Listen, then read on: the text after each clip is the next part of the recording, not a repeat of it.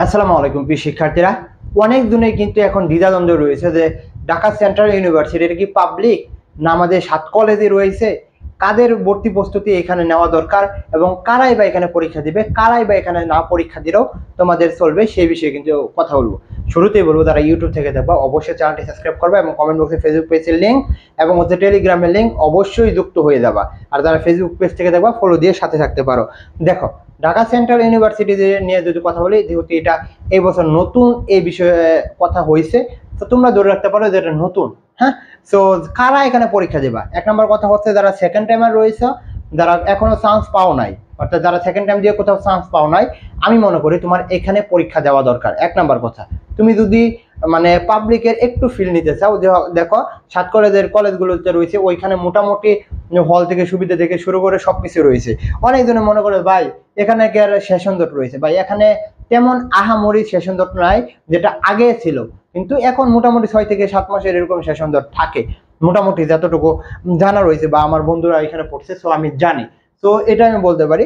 তো কারা দিবা? যাদের কোনো অপশন হচ্ছে না তাদের আমি মনে করি 7 কলেজে দেওয়া দরকার। এবং যেহেতু এখন বিশ্ববিদ্যালয়ের পূর্ণাঙ্গ বিশ্ববিদ্যালয় একটা তারা রুটম্যাপ তৈরি করেছে, ইনশাল্লাহ এটা কিন্তু অচিরেই বিশ্ববিদ্যালয় হয়ে যাচ্ছে এবং মোটামুটি কিছুদিন পরে কিন্তু দেখবা এটা বিশ্ববিদ্যালয় হয়ে যাবে। তখন কিন্তু তোমার একটা আফসোস কাজ করবে, বুঝছো?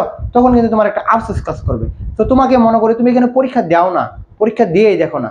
2 নম্বর কথা বলো, যারা মনে করো যে ঢাকার মধ্যে রয়েছে, ঢাকার মধ্যে থাকতে চাও, তাদের কিন্তু এই 7 কলেজে পরীক্ষা দেওয়া দরকার আমি মনে করি।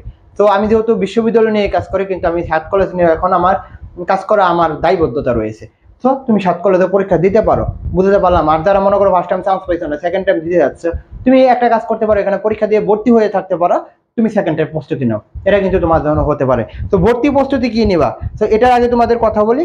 দেখো, যারা কমার্স এবং মানবিকে রয়েছে তাদের জন্য কিন্তু আমরা সবে মাত্র 250 টাকা দিয়ে তোমাদের এই 20 দিন আমরা কিন্তু আমাদের এক্সাম গুলো নিব। এবং এর সাথে তোমরা যদি 500 টাকা দিয়ে ভর্তি হও, তাহলে কিন্তু জাস্ট দেখো এটা একটা ইনভেস্ট।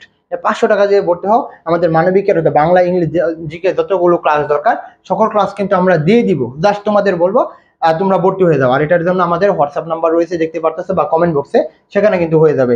তো তোমাদের জন্য যাদের ডিসকাউন্ট দরকার, অবশ্যই 500 থেকে 50 টাকা কমিয়ে দেবো না, তাহলে তোমাদের আমি মনে করি এখানে ভর্তি হওয়া দরকার। 500 টাকা অনেক আসবে, অনেক যাবে, কিন্তু তুমি যদি চান্স পেয়ে যাও তাহলে কিন্তু তোমার জন্য সুবিধা হবে। এবং এখানে তুমি ভালো সাবজেক্টে পড়তে পারলা, প্লাস হচ্ছে ঢাকার মধ্যে থাকতে পারলা।